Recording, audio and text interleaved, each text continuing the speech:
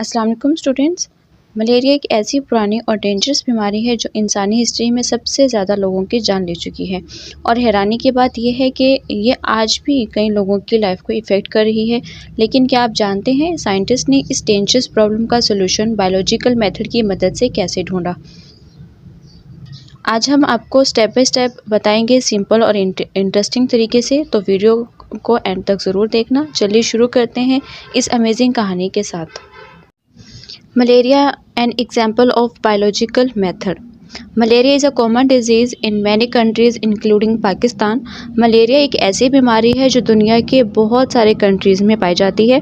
पाकिस्तान में भी लोग इससे बहुत ज़्यादा इफ़ेक्ट होते हैं। जैसे कि फ्लू हर जगह कॉमन है, वैसे ही मलेरिया भी कई कंट्रीज़ में कॉमन है।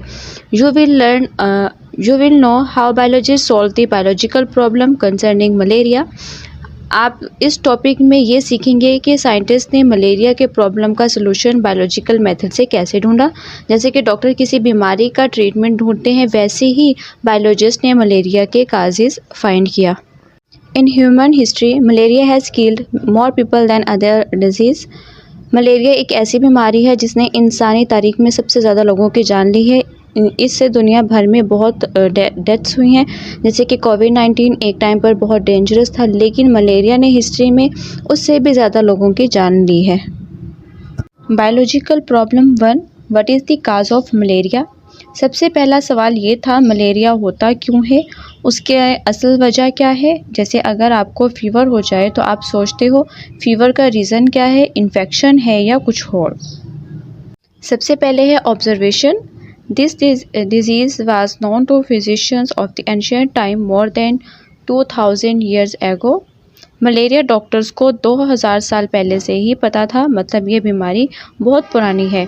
जैसे हम आज भी फ्लू और फीवर के बारे में जानते हैं, वैसे ही पुराने ज़माने के डॉक्टर्स जो हैं वो मलेरिया के बारे में जानते थे। In the last part of 19th century there were 4 major observations about malaria. 19वीं सदी के आखिरी हिस्से में साइंटिस्ट ने मलेरिया के बारे में 4 इम्पोर्टेंट बातें देखी थी। जैसे कि अगर हम कोविड-19 के अब जो है हम सिम्टम्स और उसके काजेज़ के बारे में अलग अलग ऑब्जर्वेशंस करते हैं। फर्स्ट ऑब्जर्वेशन थी कि malaria and marshy area have some relation, कि मलेरिया ज़्यादातर दलदल और कीचड़ वाली जगहों पर होता है, मतलब मार्शी एरिया और मलेरिया का कुछ कनेक्शन है। जैसे बारिश के बाद मॉस्किटोज़ दलदल में ज़्यादा मिलते हैं और मलेरिया भी बढ़ जाता है। सेकेंड ऑब्जर्वेशन थी, quinine is an effective drug for treating malaria. एक ऐसी दवा थी जो मलेरिया का इलाज करने में काफ़ी इफ़ेक्टिव साबित थी। यानी जैसे फ़ीवर के लिए हम पैरासीटामोल लेते हैं, वैसे ही मलेरिया के लिए लोग क्विनीन लेते थे। Drinking the water of marshy areas does not cause malaria. दलदल वाले एरिया के गंदा पानी पीने से जो था वो मलेरिया नहीं हो रहा था उन्हें। जैसे आप डर्टी वाटर पीते हैं, गंदा पानी पीने से पेट ख़राब हो सकता है, लेकिन मलेरिया डायरेक्टली पानी पीने से नहीं होता। फोर्थ ऑब्जर्वेशन थी, Plasmodium was seen in the blood of malarial patient, के मलेरिया के जो पेशेंट्स हैं उनके ब्लड में माइक्रोस्कोप से प्लाज्मोडियम नाम की एक छोटा पैरासाइट देखा गया। जैसे जब डॉक्टर जो है ब्लड टेस्ट करता है और जर्म्स या वायरसेस देखता है, वैसे ही मलेरिया पेशेंट्स के ब्लड में प्लाज्मोडियम देखा गया। In 1878, a French army physician Leviran did research on the causes of malaria. 1878 में एक फ्रेंच आर्मी के डॉक्टर लेविरान ने मलेरिया के काजेज़ यानी उसकी वजह पर रिसर्च शुरू कर दी। He took the blood from a malarial patient and examined it under microscope. लेविरान ने एक मलेरिया के पेशेंट जिसको मलेरिया था उसका ब्लड का सैंपल लिया और उसको माइक्रोस्कोप में चेक किया। He noticed some microorganism in the blood. लेविरान ने ब्लड में कुछ माइक्रोस्कोपिक, ठीक है, माइक्रो मतलब छोटे ऑर्गेनिजम्स देखे जो नॉर्मल ब्लड में नहीं होते। The microorganisms was given a name Plasmodium. लेविरान ने जो छोटे ऑर्गेनिजम्स देखे थे उसको एक नाम दिया गया जिसे प्लाज्मोडियम कहते हैं। जैसे जब कोरोना वायरस मिला तो उसको कोविड-19 नाम दिया गया, वैसे ही ये माइक्रो ऑर्गेनिजम्स को प्लाज्मोडियम बोला गया। लेविरान ने मलेरिया के पेशेंट के ब्लड का माइक्रोस्कोप से चेक किया और एक छोटा ऑर्गेनिज्म देखा जिसे प्लाज्मोडियम कहा गया। ये डिस्कवरी मलेरिया की रियल वजह को समझने में बहुत बड़ा कदम था। नेक्स्ट स्टेप है hypothesis. Biologist thought on these observations and discoveries and develop a hypothesis Plasmodium is the cause of malaria. Biologist ने जो ऑब्जर्वेशंस और डिस्कवरीज की थी उन पर अच्छे से सोचा और उन्होंने एक आइडिया डेवलप किया जिसे हम हाइपोथेसिस कहते हैं। हाइपोथेसिस का मतलब होता है एक साइंटिफिक अंदाज़ा जो प्रूव होने से पहले सिर्फ एक गैस होता है। तो उन्होंने ये हाइपोथेसिस बनाई थी कि प्लाज्मोडियम ही मलेरिया की असल वजह है।